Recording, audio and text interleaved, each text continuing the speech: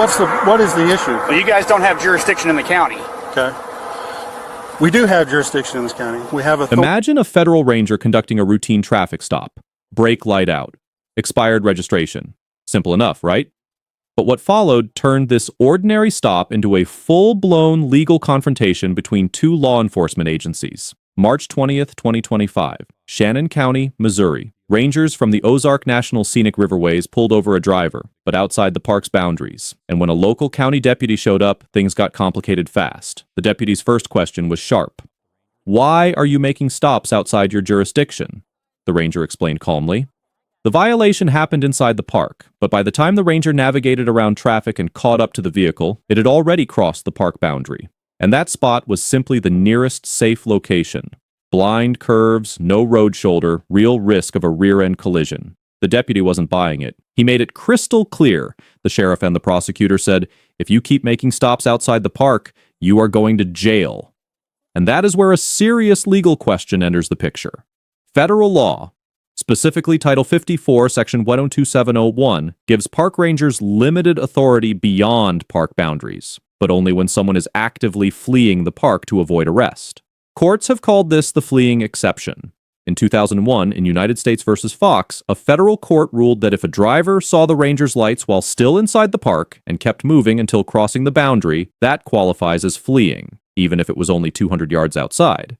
But just 5 years later, in United States v. Jones, a different federal court reached the exact opposite conclusion, ruling that if the officer did not activate lights until after the vehicle had already left the park, the fleeing exception simply does not apply. So in this case, everything hinges on one single question. When exactly did the ranger turn on those lights? Inside the park or outside? The footage does not confirm it either way, which means this stop sits in genuine legal uncertainty, but the story does not end there.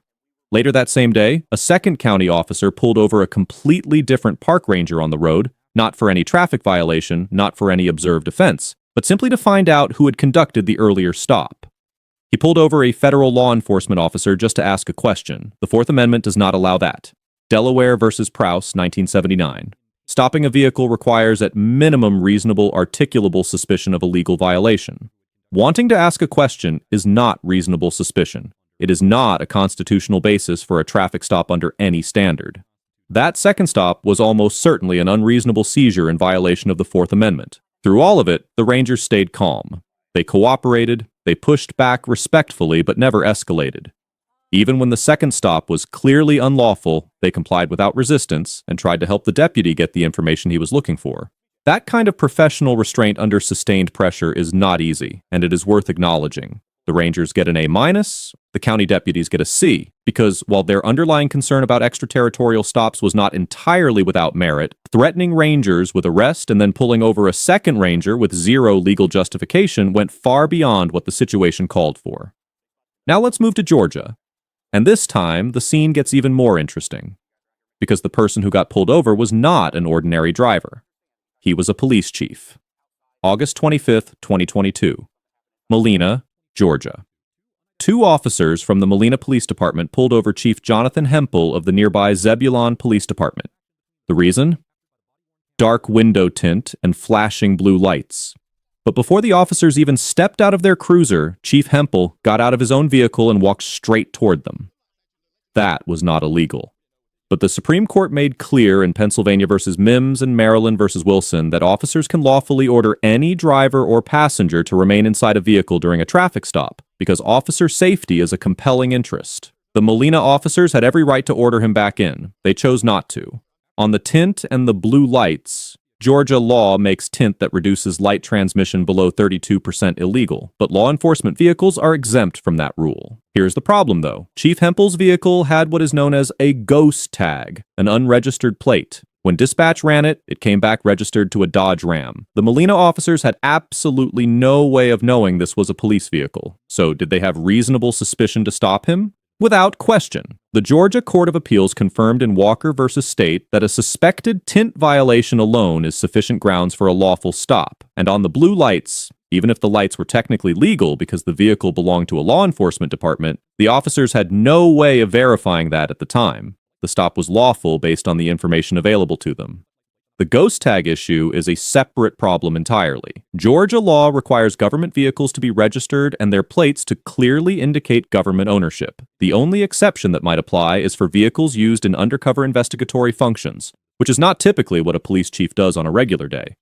Whether Chief Hempel had obtained a proper waiver is unclear, but even if he had, that waiver only covers the marking requirement, not the registration requirement itself. After the stop, no citation was issued. The Molina officers handled every moment of it professionally, despite receiving a significant amount of disrespect from a man who outranked them. But 5 days later, Chief Hempel revoked Molina Police Department's access to Zebulon's emergency radio channel. An entire department lost emergency communication capability, punished simply for doing their jobs. The city of Zebulon launched an independent investigation into Chief Hempel's conduct shortly after. The Molina officers get an A. Chief Hempel gets a C-. Now we move to Cleveland, Ohio, and this time the setting is a hospital parking lot, and a man who is doing nothing more than working out, June 24, 2023. Officer Sado of the Cleveland Clinic Police Department received a report that someone matching Keith Golston's description was looking into vehicles in the parking lot. Golston exercised there every single day. Officer Sado did not just approach him and ask questions. He physically grabbed Golston's arm to detain him, and Golston started filming immediately, making it clear he knew his rights and was not going to let the moment pass without a record. Golston argued he had no legal obligation to identify himself and that the physical grab was an assault. So let's break both of those down. Ohio law requires that in a public place, if an officer has reasonable suspicion that you are committing, have committed, or are about to commit a crime, you must identify yourself when asked. Courts have consistently found that spaces open to the general public, including privately owned parking lots, qualify as public places under this statute. So the real question is not where this happened. The real question is whether Officer Sado had reasonable suspicion. Looking into cars is not a crime, but it can reasonably point toward potential criminal activity like vehicle theft, and that matters under Terry v. Ohio. In State v. Burnett, an Ohio court found that a citizen report of someone looking into car windows in an area with a history of auto theft was enough to justify a Terry stop. But in Burr Sabbath v. City of Brentwood, the Sixth Circuit ruled that a vague, anonymous tip of teenagers looking into cars, with no details, no history, no predictive information, was not sufficient. In this case, we do not know if the tip was anonymous. We do not know if the area had a theft history. A court could genuinely go either way. On the physical force, Graham v. Connor established that making an investigatory stop carries with it the right to use some degree of physical coercion, and the Sixth Circuit has confirmed that grabbing an arm can be reasonable if a suspect refuses to stop, as long as the underlying stop itself was lawful. But that is the critical catch. If there was no reasonable suspicion to begin with, the entire stop and every use of force that followed becomes unlawful. The filming question also came up during the encounter. Golston was right that the First Amendment protects the right to record officers performing their duties. But Cleveland Clinic is private property, and private owners retain the authority to prohibit filming on their premises, regardless of whether the public generally has access to it. A court would almost certainly uphold the clinic's right to restrict filming there. Officer Sado gets a B-. Reasonable suspicion may or may not have existed, but grabbing someone should not be the opening move. Simply observing Golston's behavior for another minute or two could have resolved everything without a single hand being laid on anyone. Golston gets a B. He advocated for himself clearly and respectfully, but his refusal to identify himself carried real legal risk, because if a court found reasonable suspicion existed, that refusal could have resulted in a criminal charge under Ohio law. And that is the lesson that runs through all three of these encounters. Whether it is a jurisdictional dispute between federal rangers and county deputies, a police chief who expected professional courtesy and reacted badly when he did not get it, or a man just trying to finish his workout in a parking lot, the outcome in every single one of these situations came down to the same thing. Was the action legally grounded? Did the officer have the constitutional authority to do what they did? And did the person on the other side of that interaction understand their rights clearly enough to respond in a way that protected them? Know your rights, but also understand that compliance in the moment, followed by a proper legal challenge afterward, is almost always the safest path forward. Because as all three of these encounters show, the camera is always rolling, and the law is always watching.